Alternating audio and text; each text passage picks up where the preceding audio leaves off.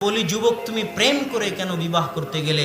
তুমি অবৈধ সম্পর্ক করে কেন বিবাহ করতে গেলে? যুবক, এমন মেয়েকে বিবাহ করো যেই মেয়ে কমসে কম দোয়া করলে আল্লাহর দরবারে কবুল হওয়ার সম্ভাবনা থাকে।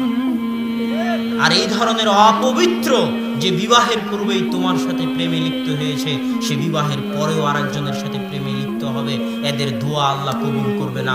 তোমার সন্তানের জন্য দোয়া করার মতো স্ত্রী যদি তুমি বাছাই না করতে পারো, তোমার সন্তান যখন বিপদে পড়বে তখন যায় নামাজ বিছিয়ে আল্লাহর দরবারে হাত পেতে কান্দাকাটি করার মতো স্ত্রী যদি বাছাই না করতে পারো, তাহলে যুবক, তোমার জীবনের 16 আনাই বৃথা, তোমার জীবনের পুরোটাই মিছে।